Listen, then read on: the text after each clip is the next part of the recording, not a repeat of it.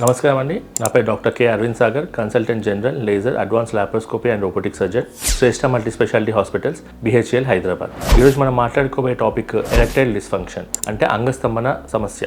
ఈ అంగస్తంభన సమస్య ఎందుకు వస్తుంది, దాన్ని ఎలా గుర్తించాలి, దానివల్ల వచ్చే ఇబ్బందులు ఏంటి, దానికి తీసుకోవాల్సిన ట్రీట్మెంట్ గురించి ఈరోజు మనం క్లుప్తంగా మాట్లాడుకుందాము. ఎరెక్టైల్ డిస్ఫంక్షన్ అంటే అంగం గట్టిపడకపోవడము, ఒకవేళ అంగం గట్టిపడ్డా కూడా కొద్దిసేపటికే మెత్తబడిపోవడము, సెక్షువల్ కోరికలు తగ్గిపోవడము, అండ్ అంగం ఎప్పుడు గట్టిపడుతుందో ఎప్పుడు మెత్తబడుతుందో కంట్రోల్ లేకపోవడం. సో ఈ ప్రాబ్లం తోటి చాలామంది సఫర్ అవుతూ ఉంటారు. దీనికి మేజర్గా 2 కారణాలు ఉంటాయి. ఒకటి సైకలాజికల్ ఫ్యాక్టర్. సైకలాజికల్ ఫ్యాక్టర్లో మేజర్గా స్ట్రెస్ అనేది చాలా ఇంపార్టెంట్ రోల్ ప్లే చేస్తూ ఉంటుంది.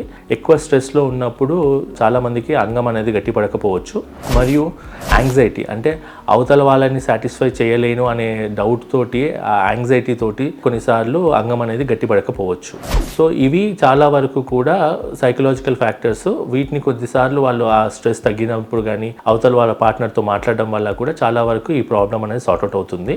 అంగంలో ఆర్గానిక్ ప్రాబ్లం ఉండడం వల్ల కూడా ఈ అంగస్తంభన ప్రాబ్లం రావచ్చు. దీంట్లో మేజర్గా రక్త సరఫరా తగ్గిపోవడం వల్ల ఈ సమస్య రావచ్చు.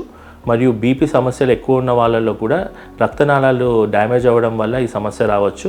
షుగర్ వ్యాధి ఉన్న వాళ్ళల్లో కూడా రక్తనాళాల్లో ఇబ్బంది రావడం వల్ల కూడా ఈ సమస్య అనేది ఏర్పడవచ్చు. సో ఇటువంటి సమస్యల వల్ల చాలామంది డే టు డే సఫర్ అవుతూ ఉంటారు. వాళ్ళల్లో వాళ్ళే డిప్రెషన్లోకి గురైపోయి చాలా కాపురాలు డైవర్స్ దాకా కూడా వెళ్తూ ఉంటాయి. ఎందుకంటే ఇది ఒక సమస్యని గుర్తించడానికి వాళ్ళకి చాలా టైం పడుతుంది. అండ్ ఈ సమస్యకి సొల్యూషన్ లేదనుకుంటారు.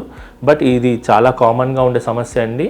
మన శ్రేష్ఠ హాస్పిటల్లో దీనికి ఎటువంటి మందులు, సర్జరీ అవసరం లేకుండా అడ్వాన్స్డ్ టెస్లా చైర్ అనేది ఉంది మన దగ్గర.